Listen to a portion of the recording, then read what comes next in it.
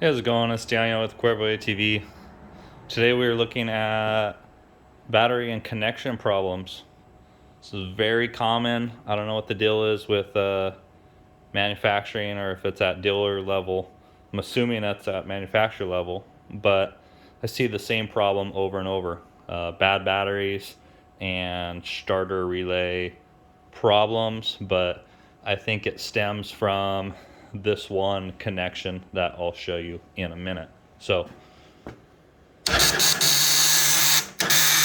very common. You'll get that noise. Sometimes it'll start, sometimes it won't. Ton of bikes do this, 15 and above. I don't know what the deal is, but it all kind of comes back to this one connection here that I found. So, sorry about that. Here's your starter relay, main power coming in. This harness here is where your bike gets all its power from, but what I've seen is the most common issue is the power connection going out to your starter.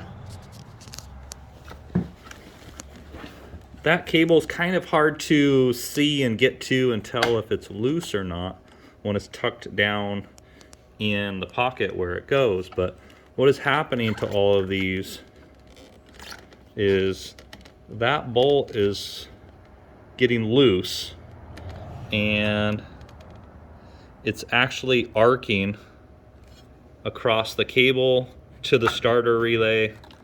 Sometimes it welds the bolt together.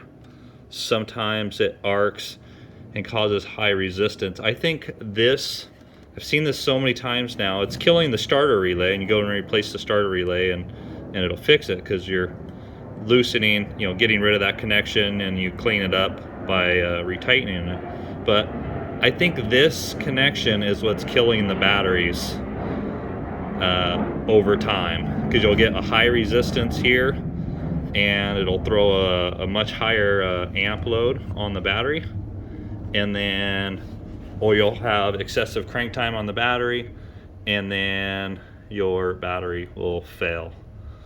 So I'm pretty sure that's what's going on. Not 100%. A lot of batteries are junk these days. If you're having any concern about starting, start with the battery, because they're all junk. I see probably, I would say maybe 20% of them right out of the box won't, that customers bring in. We've kind of weeded through what we'll put on a bike now these days, but about 20% of them I see, or customers bring in a bike, I just put a brand new battery in, they'll say. I'm like, yeah, but it's probably bad.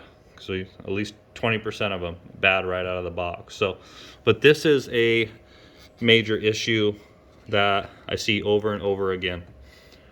So I'm going to tighten that up. I'm going to loosen it first. I'm going to clean the connections, make sure they're smooth, make sure that bolt can tighten down properly, and then I'll retest this battery, see if it needs a battery or not as well. But I believe if you go and you just change the battery and still have this connection issue, that you're just going to burn up a new battery, and you'll probably go through multiple batteries before eventually you'll burn up the relay, and then you'll fix the whole issue because you replaced the relay.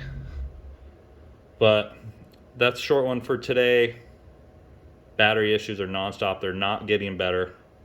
If you buy a battery for $40, $35, $65, they're gonna last maybe a year. So got to step up the price range there, get better quality products, and look for the best available batteries you can get. Otherwise, you'll be back there every day. So that is it for today. We will talk to you on the next one.